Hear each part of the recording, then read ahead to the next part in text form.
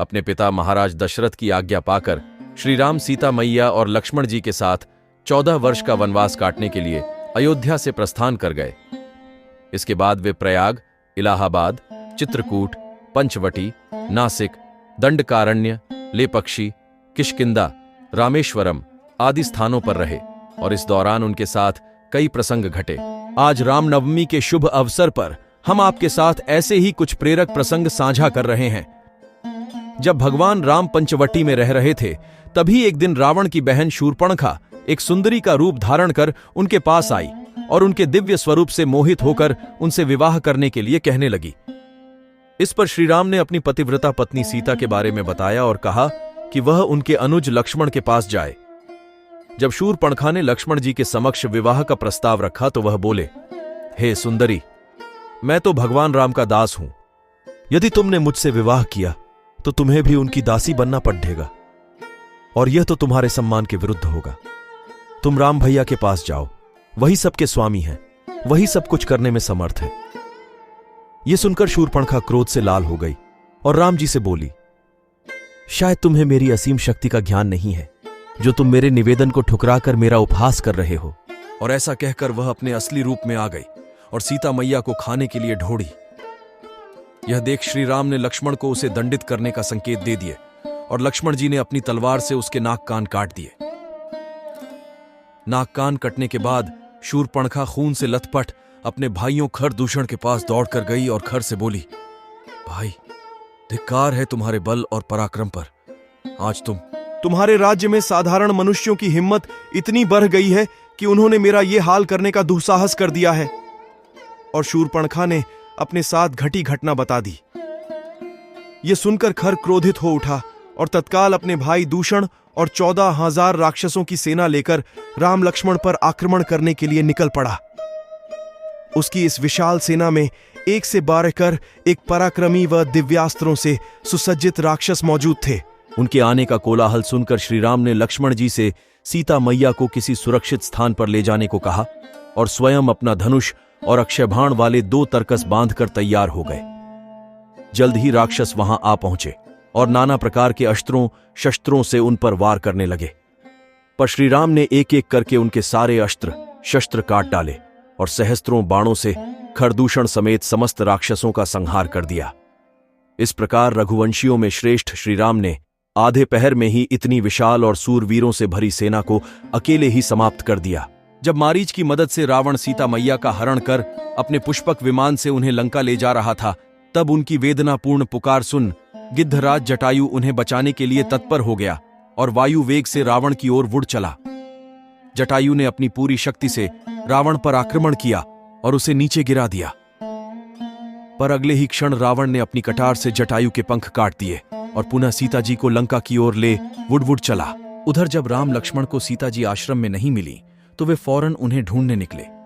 मार्ग में उन्हें घायल अवस्था में जटायु मिला। उसने सिर्फ भगवान के दर्शन करने के लिए अपने प्राणों को रोक रखा था। श्री राम ने रक्त में डूबे जटायु के सिर पर अपना हाथ फेरा। उनका दर्शन व स्पर्श पाकर जटायु की पीठ दहा जाती रही और वह बोला, हे नाथ, लंकापति रावण ने मेरी ये दशा की है। उसने सीता मैया का हरण कर दक्षिण दिशा की ओर रुख किया है। बस यही सूचना देने के लिए मैं अभी तक जीवित था। कृपया मुझे यह शरीर छोड़ देने की आज्ञा दीजिए। भगवान राम द्रवित होते हुए बोले, हे तात, अपने परहित में अपने तन का त्याग किया है। निश्चित ही आपको मेरे परम धाम की प्राप्ति होगी। और तत्काल ही जटायु चतुर्भुज रूप धारण कर भगवान की स्तुति करते हुए परम धाम को चले गए। बाली ने सुग्रीव की पत्नी पर कुदृष्टि डाली थी और उस पर अपना आधिपत्य जमा सुग्रीव को राज्य से निकाल दिया था। श्री राम से मित्रता होने और उनका आश्वासन मिलने के बाद सुग्रीव ने पुनः बाली को युद्ध के लिए ललकारा। इस दौरान श्रीराम एक वृक्ष के पीछे खड़ी हे हो बाली का वध करने का अवसर खोजने लगे। पर दोनों भाइयों की मुख व काया एक समान होने के कारण वे समझ न सके कि किस पर तीर छोड़ा जाए और इस कारण से सुग्रीव को एक बार फिर युद्ध में परास्त हो वापस आना पड़ा। पर कुछ ही देर में वह पुनः फूलों की एक माला पहन बाली को लकारने पहुंचा। इस बार श्री राम ने दोनों भाइयों में आसानी से अंतर कर लिया और बाली पर अपना बाण छोड़ दिया। बाली धराशायी हो गया और तिरस्कार पूर्वक बोला, हे राम, मैंने आपका क्या बिगाड़ा था जो आपने इस तरह मुझे मारा? एक क्षत्रिय होने के नाते आप सामने से युद्ध करते तब आपका यशगान होता। बताइए, इस तरह मुझे मारकर आपको कौन सा पुण्य मिल गया? तब श्री राम ने कहा, मैं धर्म की रक्षा करने के लिए ही इस लोक में धनुष धारण कर विचरण कर रहा हूं। छोटे भाई की स्त्री, बहन, पुत्र, वधू और कन्या, ये चारों सामान ही हैं।